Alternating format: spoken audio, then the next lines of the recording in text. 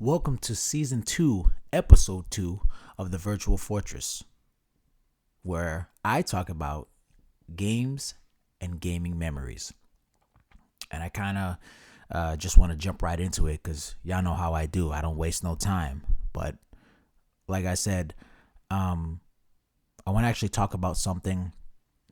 I actually want to tell a story about a console that is really close to me, and that is the Nintendo 64. Now, the Nintendo 64 was released on September 26, 1996 in North America, and I received mine in 1997. And I'm going to tell you how I got my hands on this console. So, back when I was in like 7th grade, I want to say, I struggled a lot in math. And I had this teacher who would constantly be down my fucking back, making sure that obviously he wanted me to pass. He didn't want me to fail. He wanted me to pass. He wanted me to learn the material. He was always like very adamant, like to make sure that his students obviously passed his class and understood the math that he was teaching. And I remember I used to always stay after class all the time. Yeah, like literally every single day almost. So this one time that I stayed after his class, actually before that, prior to that, I had asked my mother for the Nintendo 64, and she kind of like brushed it off. Not that she was a bad mother or anything like that. She was just kind of like, oh yeah, okay, all right, cool, whatever. And I was like, all right. So I would constantly be at home and see this commercial, and I was obsessed with this shit because like I would see this commercial come on all the time. It was a Nintendo 64 commercial, and it would be like this like teenager, and he would be like, hey, do you want to see something cool? Check this out. And he would like jump into Super Mario 64 and like be in the game. And I'm like, yo, I remember seeing that commercial all the time. And like, obviously, moving forward towards that, I would see like the Super Smash Brothers Nintendo 64 commercial too. Me and you, like I would see that commercial all the time. But I do remember seeing that one with the teenager like jumping into Super Mario 64 because Super Mario 64, that was the release title with that game, with that console, excuse me. But anyways, so I would ask my mom for that, and she would brush it off. And a year went by after the release, and I still don't have one. So this teacher at the time was still on my back, still making me stay after class. So I'll never forget. It was my birthday, 1997. I think I turned 10. Yeah, I turned 10. And the teacher asked me to stay after class again. It was my birthday, and I'll never forget. It was a Friday, December 6th, 1997. It was a Friday. I believe. I could be wrong. Could be 98. Could be 98. But one of those years. He made me stay after class, and this particular time, I stayed after class until I want to say maybe 5.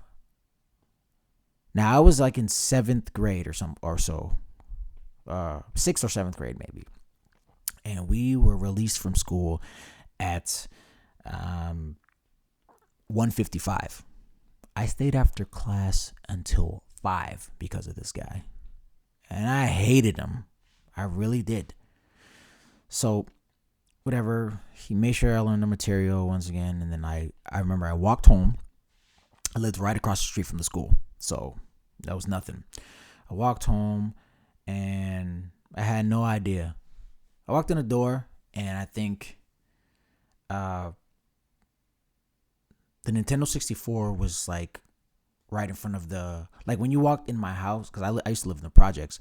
When you walked in my house, like if you go to the left, there's like these closet doors, and when you open the closet doors, there's like the washer and the dryer, and like you can close and open the doors. Basically, it's like double doors.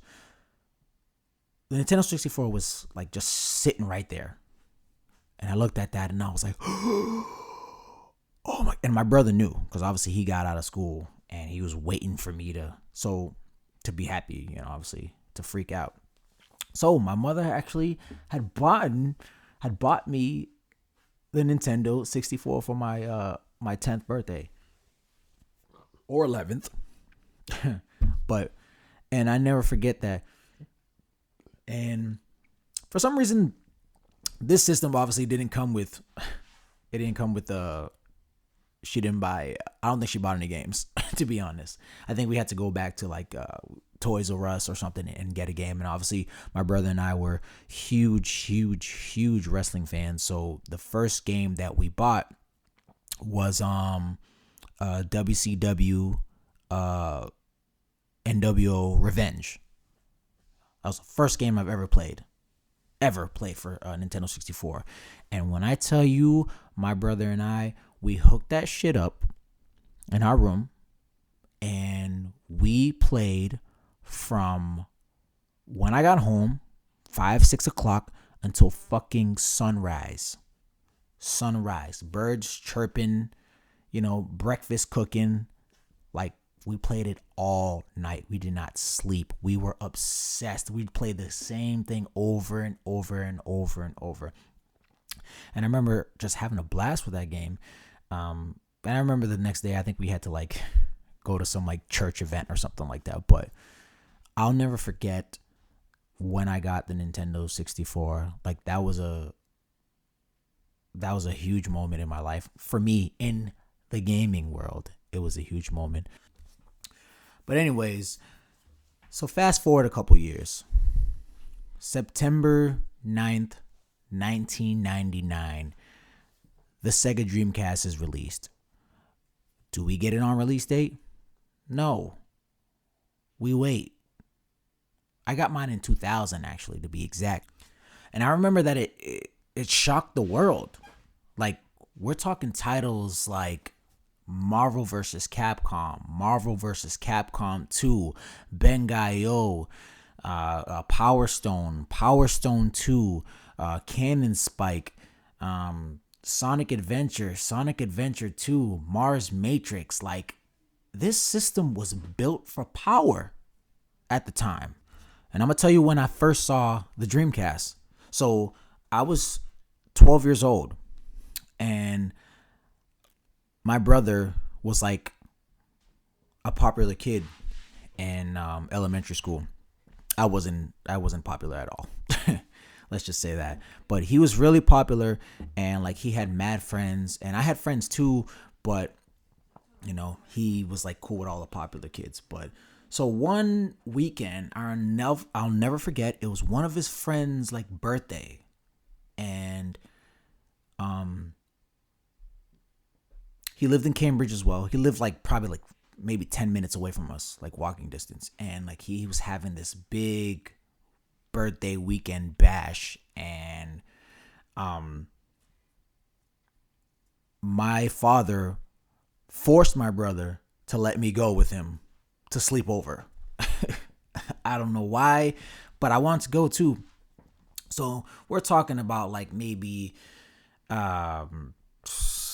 like 13, 14-year-olds over there. Like that was a big thing back then. It was like 14-year-olds, and I'm like 12. 14, 15-year-olds, I think, yeah, on their way, to 8th grade, or some on their way to high school, and I'm just fucking 12-year-old Joran. And I'll never forget, like, so we get to this kid's house, and we walk in, and it's like mad older people, and I'll never forget, this kid had got the Dreamcast. And I don't think I've heard of the Dreamcast. Yeah, I heard it here and there. My brother and I have heard about it, but we've never like seen it like up close.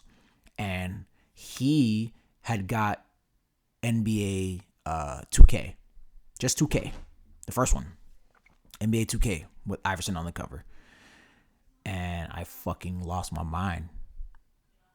I'm 12 years old. I lost my mind. I'm staring at the fucking TV. I'm staring at the TV watching this kid play, and I'm like, I don't even want to play. I remember they asking me like, "Do you want to play? You want to play? You want to play?" And I was like, "No, I just want to watch." Can you believe that? Like, can you imagine that? Like, I didn't even want to play. I just wanted to watch. That's how fucking in awe I was. I just wanted to watch. So that's the first time I saw the Sega Dreamcast, and I realized that I needed one and I wanted one. So actually, I want to say maybe a couple months later, I told my brother like, yo, we need to get one. Let's call our grandfather Puppy. We called him Puppy. Don't ask. But we called him a few months later. Like, we used to always hang out with him, and he used to always take us to the movies, and like, you know, he was like a amazing father figure. He would take us to the movies all the time, and like so he took us. So we called him and we said, hey, can you buy us the Sega Dreamcast? And he was like, Dreamcast? What the hell is that? And we were like, it's a new console. It's a console. Yeah, please can you get it for us? And he's like, well, let's go to the mall. Let's go to the Galleria Mall in Cambridge, Massachusetts. To be exact, let's go there and let's see how much it is. He wasn't like, yeah, I'll buy. He was like, let's see. That's what parents say when they kind of don't want to buy shit. We'll see. So we drive there. We drive to the Cambridge Galleria Mall, and we go into not GameStop, but what was formerly known as Electronic Boutique. That was the name of the store. That was GameStop back then. Even after Funkoland was Electronic Boutique, that was GameStop. So we walk in there, and I remember we go to the counter and we asked like, hey, do you have Sega Dreamcast? And they had like a used one, because obviously we weren't definitely gonna get the fucking new one. We got a used one. We got that. We got NBA 2K1. NBA 2K1, to be exact. We got like 3 controllers. I think we got like Marvel vs. Capcom, Marvel vs. Capcom 2. We got all the fucking like titles that are like $300 on eBay right now. We got Project Justice. We had Cannon Spike. We had Street Fighter Third Strike. We had Power Stone. Power Stone 2. I didn't even know what the hell Power Stone was, but we had it. I'm telling you, every single game. We had Dynamite Cop. Remember Dynamite Cop? That was my shit. We had all those games, and like all those games that are tons and tons and tons of money on eBay or on the internet. We had them. We had a library of like at least a good 15, 20 of the rare classic Dreamcast games. I kid you not. And we would kill all those. Like back then, those games were like, you know, maybe $30-$40, you know. Now they're more. But we got a ton of shit, and like it's really sad. Not sad, but like it is actually sad. It's sad to see, and it's sad that we didn't take care of our games back then, because we had a lot of that. Is one thing about my gaming memory that I kind of regret, is that I didn't take care of my games when I was a kid. And, you know, it kind of hurts me that I had like classic titles and rare titles, and like, you know, I can't even fucking get a hold of a title now without going broke. But yeah, we did have all those titles. We had, we had all those shits, everything. And we would have friends over all the time, and we would play. We'd have tournaments with, NBA 2K, NBA 2K1, NBA 2K2, Marvel vs. Capcom, all those. Yo, and I'll never forget one day my brother and I, it was Christmas break. It was probably like maybe 2002. Christmas break, we were in high school, and we went to school, and my brother and I, we had like a shitload of fucking Dreamcast games. Like, we were amped. Like, we wanted to rush home. It was the day before Christmas break, and we went to school.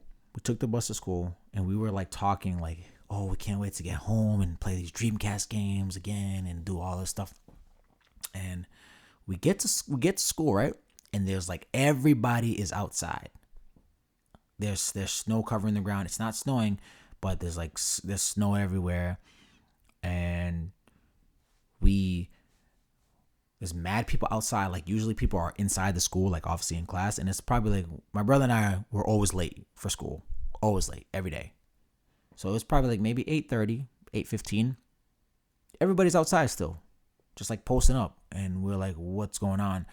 And I think one of our friends that we knew goes, oh, there was actually like a flood in the building because of the snow or something, or a leak or whatever. So like, yeah, none of the students can go in the school. And like, yeah, I guess there's no school today. And we were like, what? No school today? Fuck that. We out. And mad of our friends were like, yo, can we come over too? And we were like, all right, cool. So we invited probably like maybe 3, 4, 5 friends over to our crib, and we just fucking played Dreamcast all day. Like, had tournaments, and it was just a fucking blast. But yo, those were the days, yo. Like Dreamcast, I love Dreamcast. It's probably my favorite system of all time. Like, and it's really sad that Sega has not come out with a console since the Sega Dreamcast in '99. It's really sad. I'm waiting. I'm waiting for the day Sega will rise from the dead. Like, those ads that came on TV back in the day, you know, and I love Nintendo, but when it says Sega does what Nintendo don't, that's a real thing. I understand that, because Sega was raw. And when it was raw, like, it was gritty. It's like, my brother and I, we grinded for Sega games. Like we love Nintendo, but like, Sega was our heart. I've mentioned that before in past episodes, but like, we loved Sega. You know, like, I got my Genesis in '91, so I didn't know what a Turtles in Time was. All I knew was Hyperstone Heist at the time. And man, when Streets of Rage 2 hit the streets, shit, it was over. I remember staying home from school in '92. I had caught chicken pox from a kid at my school, and boy, was I fucking happy. Boy, because all I wanted to do was stay home and play Streets of Rage 2. And I'll never forget, my mother was like, oh, you can't go to school today. You know, you don't want to, give the other kids chicken pox, blah, blah, blah. And I was like, okay, cool. Great. Okay. How you feeling? I'm like, oh yeah, I'm actually feeling kind of bad. Feeling kind of, I don't feel good. And she's like, oh, okay. I'll never forget, like, she was making me like soup, and I think tea or whatever fuck she was making. She was like really like pampering me. And I was just fucking playing Streets of Rage 2 all fucking day. Like, all day. All day. I would beat it with Max. Start over. Beat it again with Axel. Start over. Beat it again with Skate. Start over. Beat it again with Blaze, start over. Like, I would try to find different ways to beat that game. Like, that is, and of course I've mentioned it before, but like, that is my favorite Sega Genesis game of all time. My favorite beat 'em up of all time. That game is so fucking dope. And I'm holding it in my hand right now as we speak. But that game is so sick. Like, there's so many things about this game that draw me to it. Like, I love beat 'em ups, by the way. I've always been a huge beat 'em up fan. Like, anything just whoop ass, like Simpsons Arcade, X-Men Arcade, Teenage Mutant Ninja Turtles, like all that shit. Like, those were always my shit. Like, no matter what.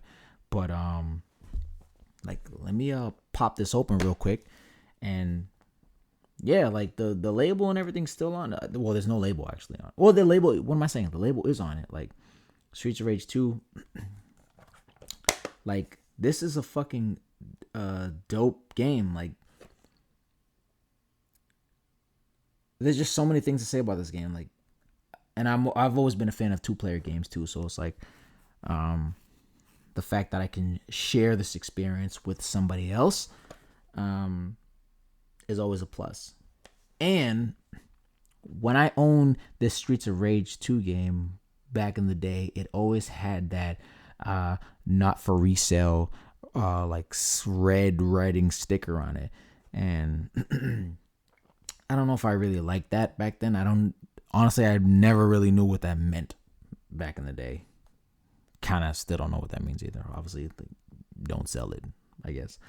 But yeah, this is my shit. Like, just whooping people's asses and fucking, getting the turkeys and the cakes and just beating up people. Skate was my favorite. My brother was always Axel. I was always Skate, and we would fucking whoop ass. We'd whoop ass. Like, we'd play this game every day. We'd study this game. Like,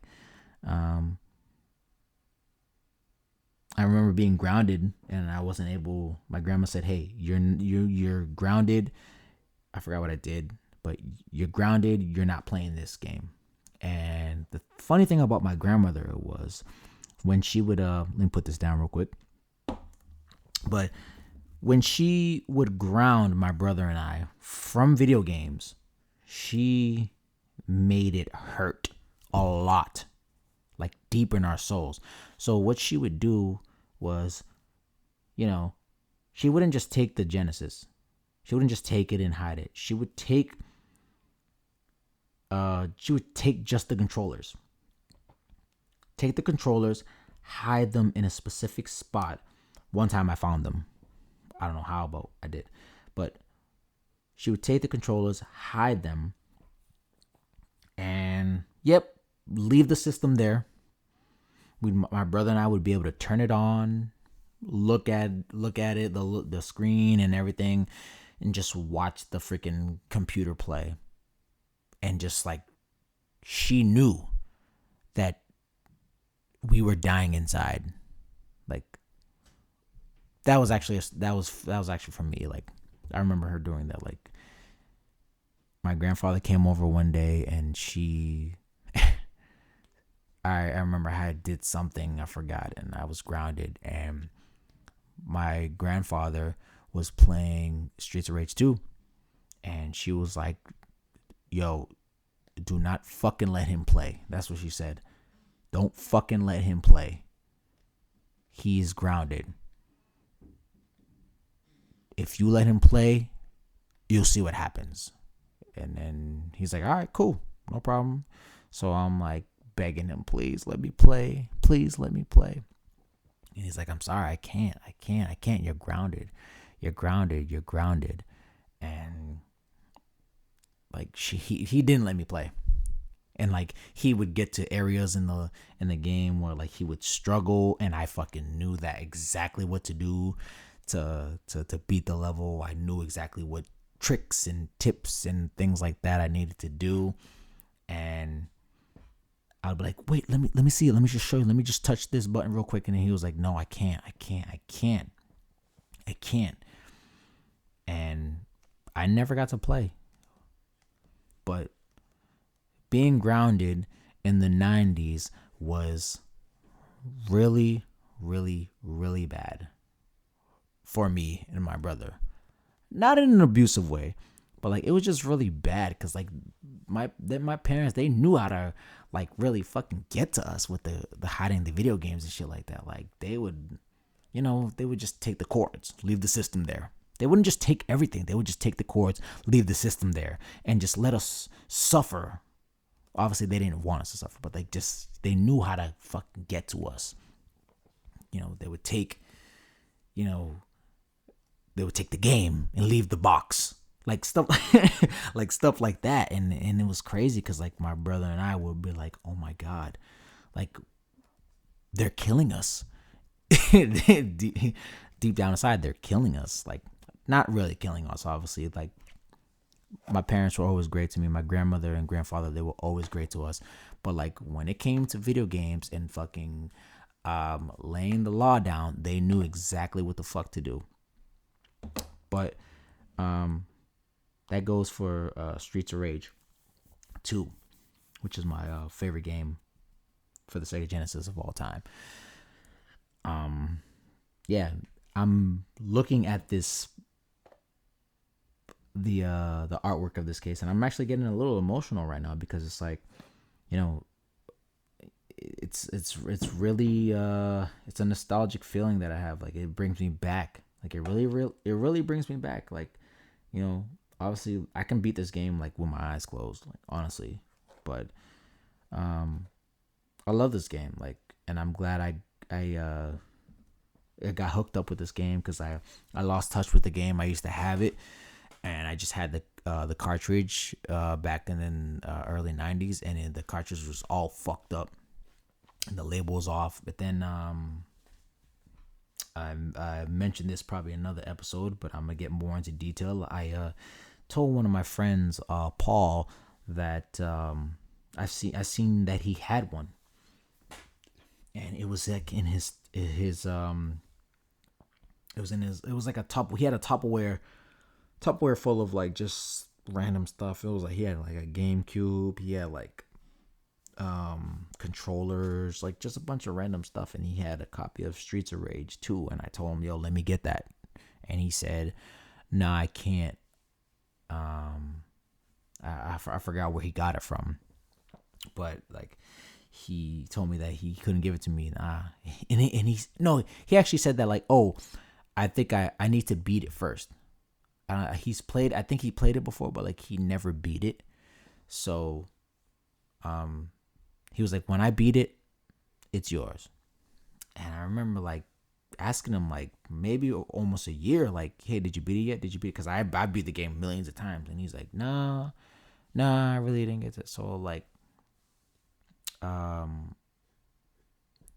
remember that I had a copy of for Xbox 360. I had a copy of the Sega, the Sonic Sega Classic with like 40 classic Sega Genesis games. For the Xbox 360, I had a copy of that, and it had Streets of Rage 1, 2, and 3, and plus 37 more classic Sega Genesis games. And I was like, wait, maybe if I just give him this, or if I actually get a copy of this game and just let him have it, maybe he'll give me the fucking Streets of Rage, because I wanted it for nostalgia purposes and my own my own reasons, like because I needed that game, like I needed a physical copy, like that's throwback right there. And so I texted him and I was like, hey, if I order you one, or if I get you one, would you give me the game? And he was like, text me back like okay, sure. I went right on eBay. Went right on eBay. I found one for like it was like $8 complete. It was like $8, and that's obviously, this game means more to me than anything. Not anything, but like this game means more to me than obviously $8. So I ordered it, got it. He brought it into work at the time, and yeah, we traded, and like this is one of my best trades I've ever had in my collection. Streets of Rage 2. This game might mean nothing to some people, but it means a lot to me for nostalgia purposes, and like it just brings back so many memories. When I think of Streets of Rage 2, I'm like, yo, I get chills like of like the memories that I've had with this game. Like it's crazy. But yeah, I mean, I guess I'll stop the episode from here right now. I know I've gone on a little bit of a rant, or a little bit of an emotional journey for you guys, but and gals, but you know, I just feel like I just need to get a little bit deeper about why I love certain games. But yeah, I appreciate everybody out there for listening, and obviously you know the deal. Pick up the controller when you can, and keep gaming on.